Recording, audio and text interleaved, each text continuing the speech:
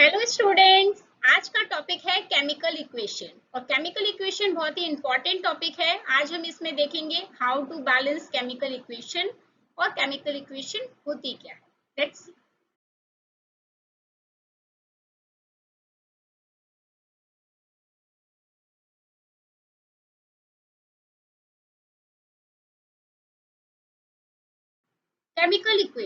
Chemical equation का मतलब है कि ये one of the most unique medium, ये एक बहुत ही यूनिक मीडियम है जिसमें हम केमिकल की इक्वेशंस को उनके सिंबल्स के साथ मेंशन करते हैं और साथ में हम डिनोट करते हैं कि वो कौन सी स्टेट में है। यानी कि स्टेट मीन्स कि वो सॉलिड है या वो लिक्विड है या वो गैस है या वो एक्वस है। तो यहाँ पर देखिए हम सॉलिड को इंडिकेट कर रहे हैं एस से, लिक्विड को इंडिकेट कर रहे हैं एल से और गैस को इंडिकेट कर रहे हैं जी से। एक्यू मीन्स है एक्वस, एक्वस मीन्स वाटर का सॉल्यूशन। लाइक हमने अगर किसी वाटर 1 ग्लास ऑफ वाटर में सॉल्ट को मिक्स किया तो वाटर सॉल्यूशन बन गया ना, तो एक्यू एक्वस वाटर सॉल्यूशन को ही कहते हैं। तो यहाँ पर हम एग्जाम्पल की फॉर्म से आपको बताते हैं कि जैसे कि मैग्नीशियम रिबन को जब हम बर्न करते हैं तो उसमें एक कंडीशन होती है कि वो प्रेजेंस ऑफ ऑक्सीजन, ऑक्सीजन के प्रेजेंस में बर्न किया जा रहा होता है। तो बनता क्या है? Magnesium oxide. फॉर एग्जाम्पल यहाँ पर हम उसकी इक्वेशन लिखते हैं कि Mg plus O2 gives MgO, यानी कि मैग्नीशियम ऑक्सीजन के प्रेजेंस में बर्न हो रहा है और बन रहा है MgO। तो यहाँ पर जो Mg और O है, यहाँ पर हमने देखिए उसके सिंबल लिखे हैं। मैग्नीशियम की फुल फॉर्म नहीं लिखी कि मैग्नीशियम, Mg से उसके सिंबल से हमने रिएक्टेंट साइड को भी मेंशन किया है और प्रोडक्ट साइड को भी मेंशन किया है। देखिए ये जो Mg है और ये जो O है, ये दोनों ही क्या है? रिएक्टेंट, क्योंकि इनमें क्या हो रही है? रिएक्शन। तो इस साइड को भी हमने सिंबल से मेंशन किया और ये जो MgO है, यानी कि ये वाला साइड, ये है आपका प्रोडक्ट। क्या है ये? प्रोडक्ट है। तो ये भी सिंबल से ही मेंशन है। यही हमने कहा कि केमिकल इक्वेशन में हम सब्सटेंस को रिएक्टेंट और प्रोडक्ट साइड में सिंबल से मेंशन करते हैं और उनकी स्टेट भी लिख सकते हैं। हम यहाँ पे लिख सकते हैं कि O2 गैस है और मैग्नीशियम सॉलिड है, तो यहाँ पे हम S लिख देंगे। यहाँ पे हम जो Mg वाली जगह है यहाँ हम लिख सकते हैं ब्रैकेट लगाकर कि ये क्या है? सॉलिड है। ओके। और यहाँ जो O है इसमें हम ब्रैकेट लगा के लिख सकते हैं कि ये है लिक्विड। तो इस तरह से हम इसके स्टेट भी मेंशन करते हैं। अब आगे हम देखते हैं balance chemical equation. Balance chemical equation में आपको एक लॉ पता होना चाहिए और वो है law of conservation of mass. Law of conservation of mass होता क्या है? Law of conservation of mass कहता है कि किसी भी एलिमेंट का मास ना ही क्रिएट किया जा सकता है और ना ही डिस्ट्रॉय किया जा सकता है। सेम उसी तरह किसी एटम के भी मास को ना ही हम क्रिएट कर सकते हैं और ना ही डिस्ट्रॉय कर सकते हैं। तो कर क्या सकते हैं? हम उसे बैलेंस कर सकते हैं। तो आगे हम देखते हैं कि how to balance chemical equation. See, तो चलिए स्टार्ट करते हैं balance of chemical equation. Balance of chemical equation में दोनों साइड की इक्वेशंस को बैलेंस किया जाता है। मींस इस साइड ये Mg plus O2 reactant side है और MgO product side. Reactant means Mg और O2, यानी कि ये दो एलिमेंट में जब रिएक्शन हो रही है तो वो रिएक्टेंट कहलाएंगे और इनकी रिएक्शन से जो प्रोडक्ट फॉर्म हो रहा है वो प्रोडक्ट कहलाएगा। ओके। तो हम इक्वेशंस को बैलेंस कैसे करते हैं? सबसे पहले तो हम एक टेबल बना लेंगे जिसमें हम यहाँ पे लिखेंगे एलिमेंट और यहाँ लिखेंगे left hand side, right hand side. मतलब लेफ्ट हैंड साइड है हमारे रिएक्टेंट और राइट हैंड साइड है हमारे प्रोडक्ट। तो आप इसको रिएक्टेंट और प्रोडक्ट भी लिख सकते हैं। आप इसको इनिशियल स्टेट और फाइनल स्टेट भी लिख सकते हैं। ये आपके ऊपर है। तीनों बातों का मतलब एक ही है, पर यहाँ जो हमें लिखना है वो ई ही लिखना है क्योंकि ई को हम लिख रहे हैं एलिमेंट। तो आपको देखना है इस इक्वेशन में एलिमेंट कौन कौन से हैं। जैसे कि इसमें Mg है और O है तो हम लिखेंगे Mg, मैग्नीशियम और O ऑक्सीजन। तो आपको देखना है अब कि लेफ्ट हैंड साइड कितने Mg है। लेफ्ट हैंड साइड 1 Mg है, आपने 1 लिख दिया। राइट हैंड साइड 1 mg है, हमने 1 लिख दिया। अब लेफ्ट हैंड साइड यानी कि रिएक्टेंट की साइड पर O कितना है, O है 2, हमने लिखा 2, और प्रोडक्ट की साइड पर O है 1, तो हमें पहले O को बैलेंस करना पड़ेगा। O को बैलेंस करने के लिए हम क्या करेंगे, यहाँ पर तो O2 है ही, यानी कि रिएक्टेंट में कुछ नहीं करना, हमें प्रोडक्ट में करना है, तो हम करेंगे Mg plus O2 gives 2MgO। तो अब ये 2 जब O से मल्टीप्लाई हुआ तो प्रोडक्ट साइड में भी ये कितना हो गया, O 2 हो गया, यानी कि 2 और 2 बैलेंस हो गया। लेकिन आप देख रहे हैं कि जब ये 2 O से मल्टीप्लाई हुआ है तो इस 2 की मल्टीप्लाई तो Mg के साथ भी हो गई, मतलब Mg भी कितना हो गया, राइट हैंड साइड 2 हो गया।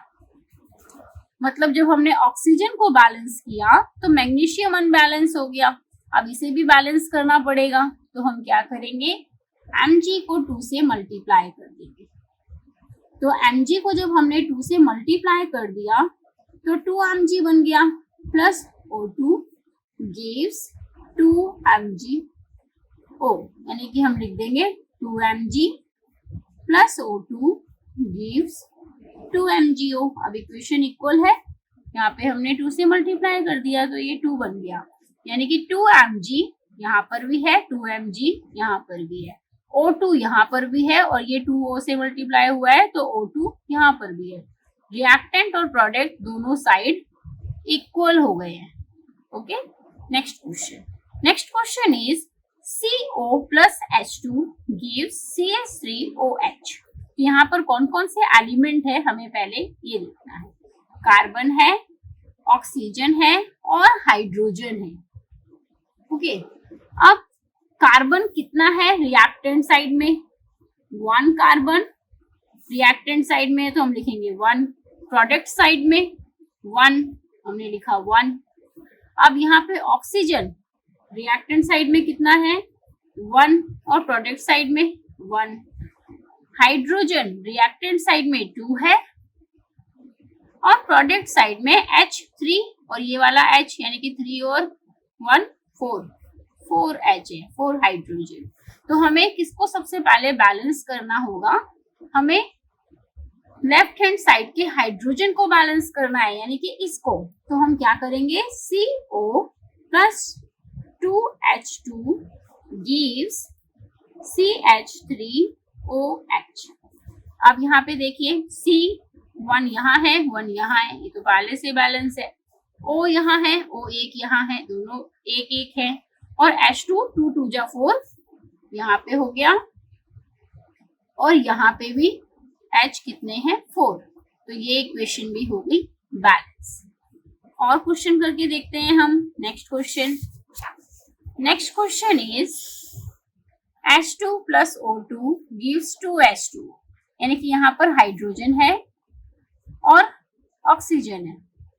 तो आप ऐसे ही टेबल बना लेंगे, एलिमेंट लिखेंगे, इनिशियल लिखेंगे, फाइनल लिखेंगे, और यहाँ एलिमेंट में कौन कौन से एलिमेंट है ये लिखेंगे, हाइड्रोजन है और ऑक्सीजन है। अब यहाँ रिएक्टेंट साइड में यानी कि इनिशियल साइड में हाइड्रोजन कितने हैं, 2 है, तो हम लिखेंगे 2, और प्रोडक्ट साइड यानी कि फाइनल साइड में हाइड्रोजन कितने हैं, 2 2 जा 4 है।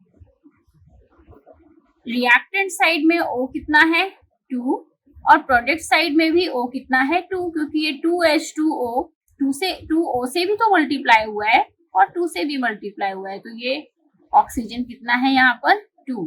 तो दोनों साइड में ऑक्सीजन इक्वल है, मतलब हमें हाइड्रोजन को बैलेंस करना है। तो हाइड्रोजन को बैलेंस करने के लिए हम क्या करेंगे, यहाँ पे लिख देंगे 2H2 plus O2 gives 2H2O। Okay, अब देखिए यहाँ पर 2 2 जा 4 हो गया, यानी कि यहाँ पे हमने 2 से मल्टीप्लाई किया, 2 2 जा 4, दोनों साइड इक्वल, यहाँ पे 2 और 2 बैलेंस है ही। तो इस तरह से इक्वेशंस को बैलेंस किया जाता है।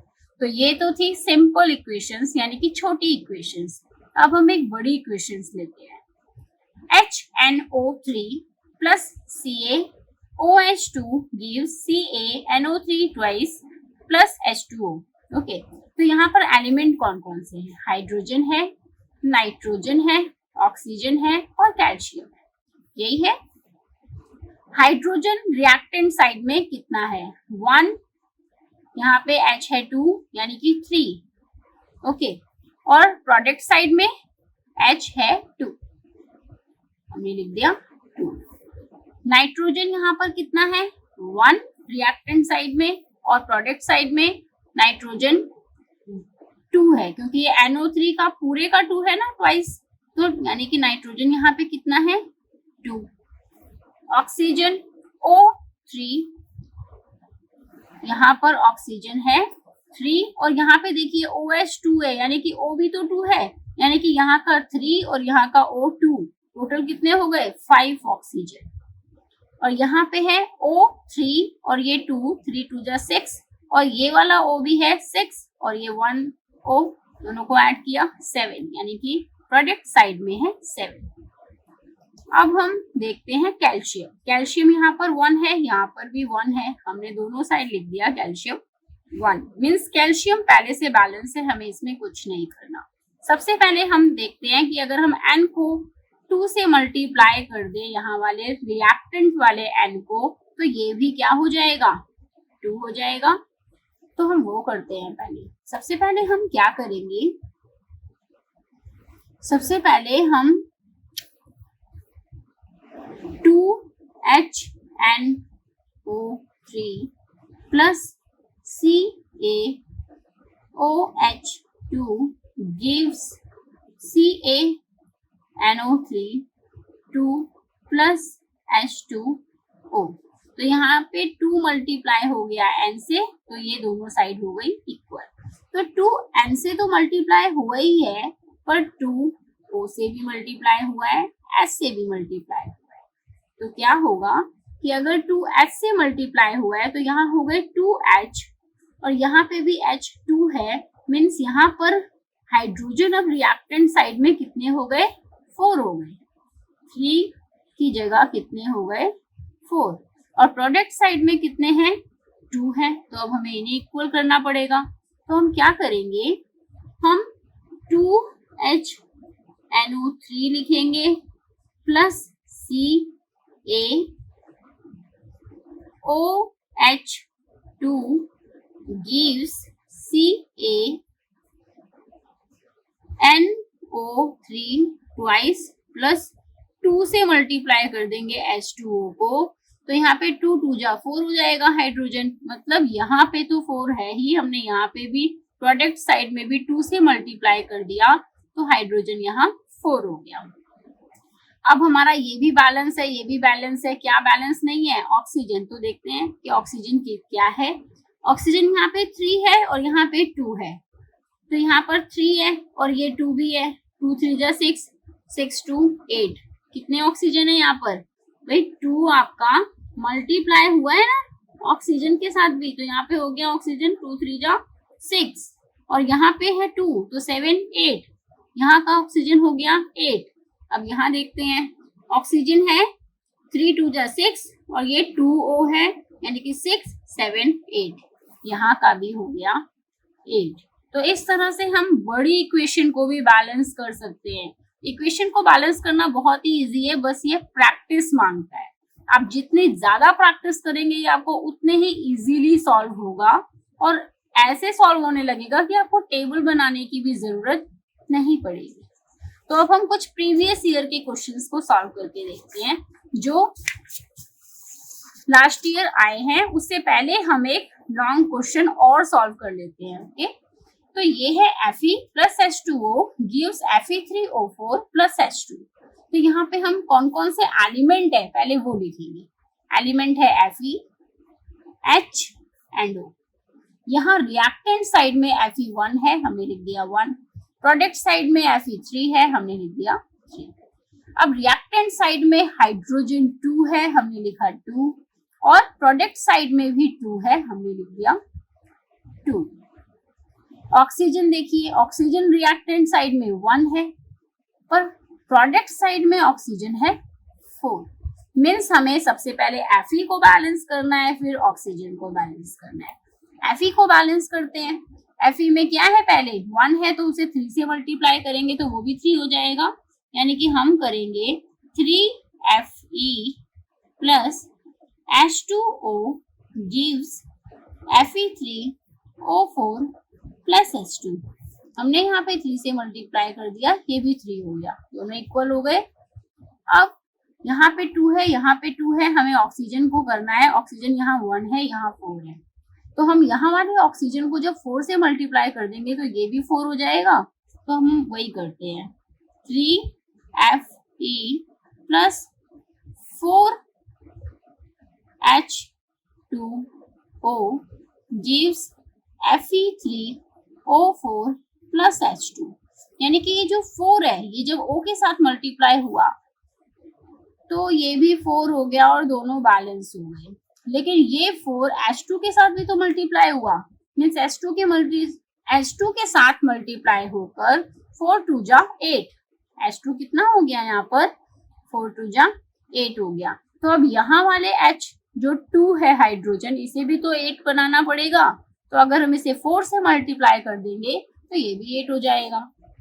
तो हम क्या करेंगे 3Fe plus 4H2O gives Fe3O4 plus 4H2O 4H2, तो यानी कि 4 2 जा 8, हमने यहाँ वाले को भी 4 से मल्टीप्लाई कर दिया तो ये हो गया 8।